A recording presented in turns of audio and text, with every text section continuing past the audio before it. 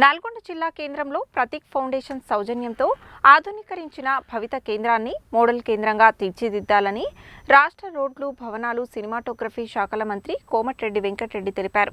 భవిత కేంద్రంలో వసతులకు లోటు లేకుండా చూడాలని, ప్రత్యేకంగా ఏసీ ఏర్పాటు చేయాలని సూచించారు.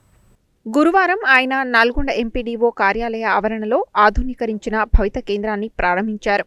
భవిత కేంద్రంలో విద్యార్థులకు ఏర్పాటు చేసిన ఆట వస్తువులు, ప్రత్యేక పరికరాలు, సౌకర్యాలను మంత్రి పరిశీలించారు. కేంద్రం నిర్వాహకులతో మంత్రి మాట్లాడుతూ ఇంకా ఏవైనా సౌకర్యాలు అవసరమైతే ప్రతీక్ ఫౌండేషన్ ద్వారా అందజేసేందుకు సిద్ధంగా ఉన్నామని తెలిపారు. ఇదివరకే ప్రతీక్ ఫౌండేషన్ ద్వారా 10 లక్షల రూపాయలు ఇవ్వడం జరిగిందని, ఇంకా ఎలాంటి సౌకర్యాలు కావాలో తెలియజేయాలని కోరగా స్పీచ్ థెరపీ ఏర్పాటు చేయాలని, వారానికి 2 సార్లు విద్యార్థులకు స్పీచ్ థెరపీ ఇచ్చేందుకు అవకాశం ఉంటుందని జిల్లా కలెక్టర్ తెలుపగా అందుకు మంత్రి అంగీకరించారు. కాగా భవిత కేంద్రం ఆధునికీకరణ, యాక్టివిటీ రూమ్, ఇతర మౌలిక వసతుల పనులకు ప్రతీక్ ఫౌండేషన్ ద్వారా ఇదివరకే 10 లక్షలు మంజూరు చేయగా జిల్లా కలెక్టర్ నిధుల ద్వారా మరో 7 లక్షల రూపాయలను భవిత కేంద్రంపై వెచ్చించడం జరిగిందని, భవిత కేంద్రంలో సౌకర్యాలు లోటు లేకుండా చూసుకోవాలని, ప్రత్యేకించి ఏసీ ఏర్పాటు చేయాలని మంత్రి ఆదేశించారు. విద్యార్థులకు ఎలాంటి భోజనం పెడుతున్నారని అడగగా పౌష్టికాహారంతో పాటు మధ్యాహ్నం భోజనం అందిస్తున్నామని సెంటర్ నిర్వాహకులు తెలిపారు. ఈ సందర్భంగా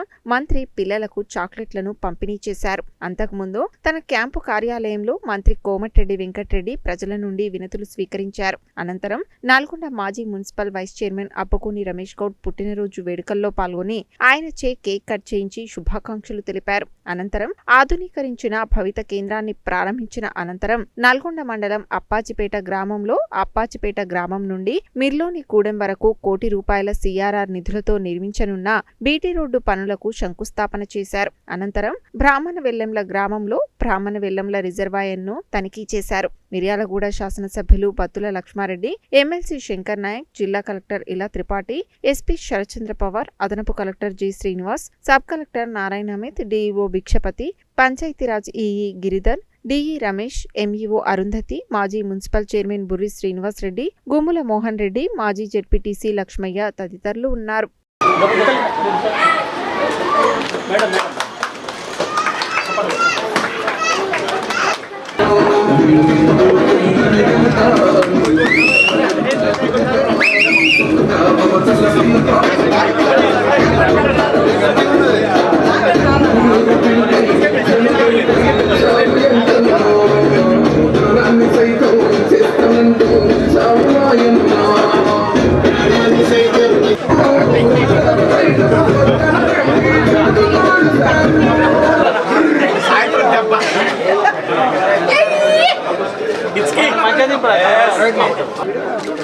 It's